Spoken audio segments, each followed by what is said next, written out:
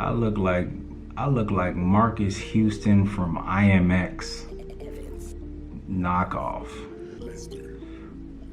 It is what it is. It's a beautiful, beautiful, beautiful protective style.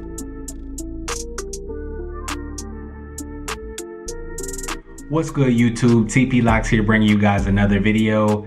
Yes, today we're going to talk about something extremely important. And yes, I do know that you guys noticed my new hairstyle. We'll talk about that another time. Today we're going to talk about thinning locks. Today I'm going to be sharing with you guys some of the causes and how to combat some of those causes as well. So if you're interested in that video, stay tuned. If you have not already subscribed, please subscribe now, as well as hit the little notification bell on the side. If you want to stay up to date on all of my content, please hit that notification bell. I'm pretty sure it's on this side.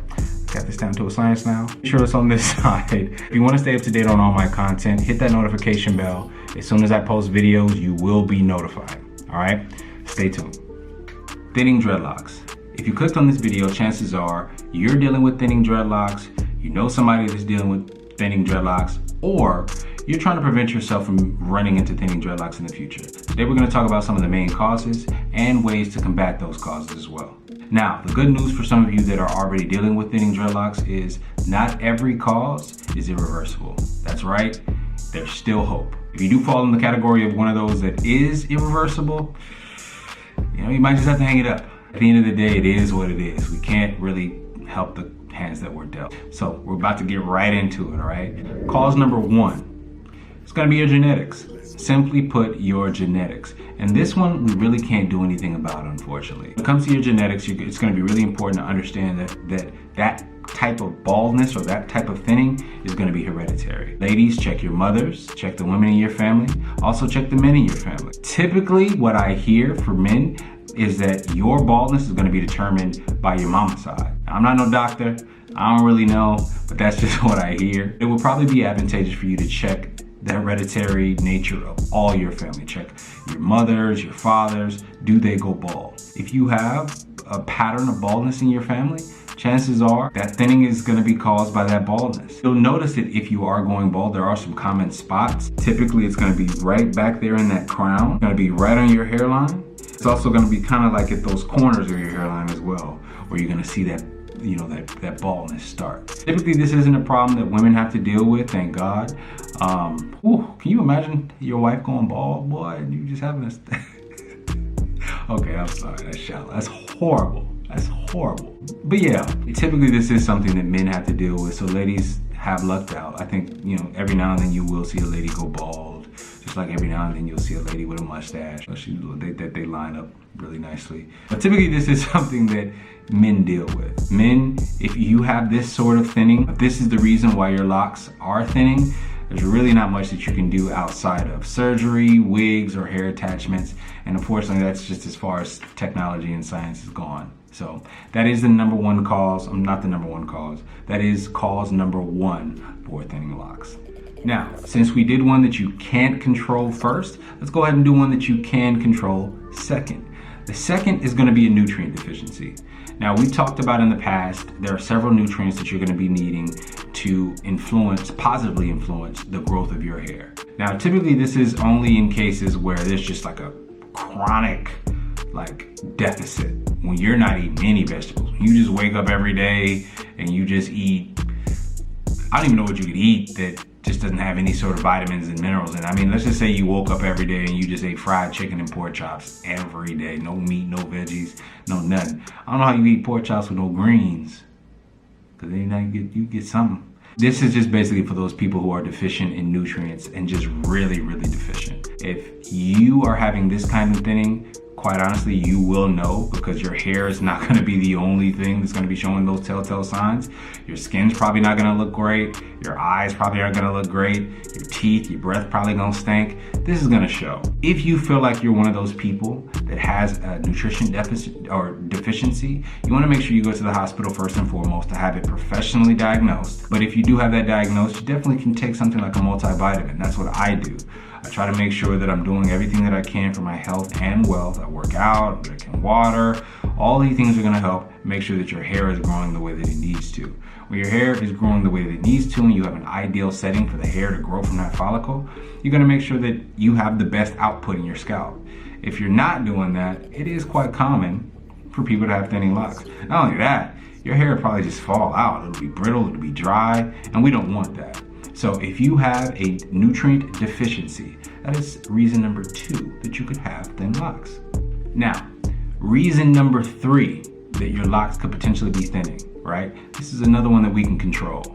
Reason number three is that you're probably cutting a little bit too close. Everyone who has high top locks, we know this struggle. Anytime we go to the barber, I know me, I have a little bit of anxiety because you have to trust that that barber is gonna know where the hair ends and the lock begins. And by I say the hair, I mean the hair that you don't want locked and the hair that you do want locked.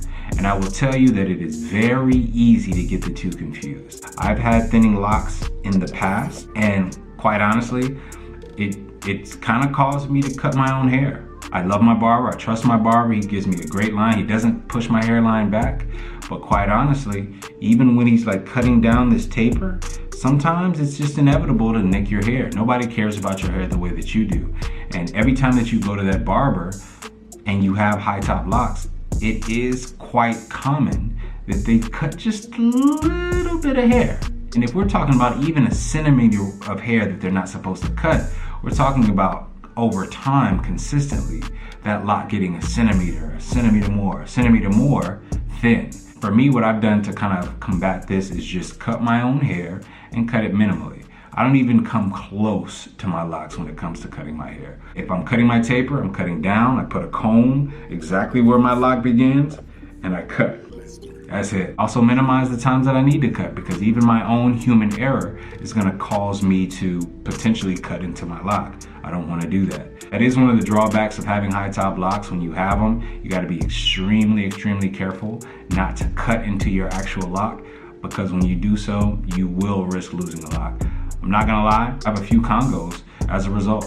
So please, number 3, do not cut too close to your hairline. Now, this last reason number 4, that you are probably dealing with thinning locks is an obvious one. This is one that we talk about all the time. This is one that most YouTube videos cover. This is gonna be abuse. So this is gonna be over twisting, over styling, scratching your hair too much, all of the things that are gonna stress out that hair follicle. Most people don't realize your hair follicles are actually pretty fragile. Doing things like excessive scratching, excessive twisting, excessive tension over time will cause damage to those hair follicles. Damage to a hair follicle is gonna minimize the potential for that growth, even to the point where you can like literally scratch a hair follicle out. They call this stuff traction alopecia. This is something that you don't want to deal with. It's all stress induced.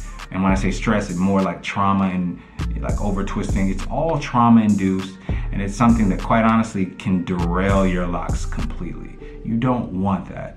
In order to refute that, I definitely recommend with your twisting regimen, keeping it to a minimum. I say once a month at minimum. If you're somebody within your mature lock phase, I definitely say you can go 2 months or more, but you definitely want to minimize that twisting. That is going to cause trauma and damage to your scalp.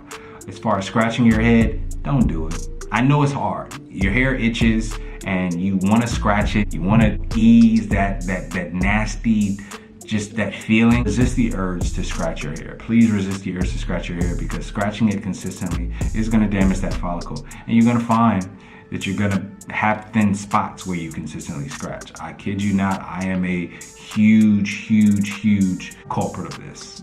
Just stop scratching your hair right now. As far as tension and holding your hair in ponytails and things like that, minimize that if at all possible. If you must put your hair in a style or a ponytail, try to reduce the pressure the most that you can. Again, we've covered this in prior videos. If you are doing styles and twists and things like that, it is causing damage. It is causing stress. Not all stress causes damage, I'm sorry. It is causing stress. If you're doing this consistently, that stress is going to lead to damage, and that damage is going to lead to thinning locks. So if you can, reduce all of those things. For me personally, I just got done with a two month waiting period before I did this style, right? It's necessary, because if you don't, your hair will thin. So if you have thinning locks, one of the first things that you can do almost immediately, if you want to make sure that your locks have a firm foundation and you're not going to lose them, just start combining them. Combine them, make sure they have a firm base, and they will grow a lot more healthily. They will grow a lot more healthily, and it won't feel like you're dealing with a lock just barely holding on by a strand of hair and just a little bit of life. One thing to note is when you do combine those locks, treat it like a baptism. Treat it like you got a brand new fresh start, and try to establish the best habits. Because the reality of it is, when you combine those locks, you've combined now two very thin locks. The hair is fragile, the foundation is still fragile. You can very well twist yourself into needing another Congo. And over time, you just don't want to consistently cause that damage to your hair. So if you are combining those locks, try to take the opportunity to establish those good habits so that you can move forward with great progress. All right, thinning. What we talked about so far, we talked about genetics, talked about nutrition deficiencies. We also talked about over twisting, too many style, traction alopecia. Also talked about cutting too close to the hair if you have high top locks, or even if you have regular locks and you've been doing, grooming and maintenance on your own. All of those things are going to be things that contribute to thinning. I'm sure there's several others. If you have one that I didn't mention in this video and you would like me to address, please leave a comment in the comment section. We also talked about the things that you can do to combat each. Each one of those reasons is going to have its own unique thing that you can do to combat it. If you feel like you're at a stage where you can't necessarily start positively influencing it immediately, one thing that you can do is combine locks. Combining locks is going to give you a second chance, but again, you are going to have to make sure that you practice the right habits moving forward, because combining locks isn't going to guarantee that you're not going to create the same issue by practicing the same poor habits. All right, hopefully you guys enjoyed this video. Again, I appreciate all the support that I've been getting. I appreciate all the views. This has just been such an amazing journey, you guys. If you want to be a supporter of our Patreon account, the link is going to be in the description. Please become a patron. Shout out Organic Lock. She is my one and only patron. Right now, big shout out to her. Thank you guys again for all your support. TP Locks signing out.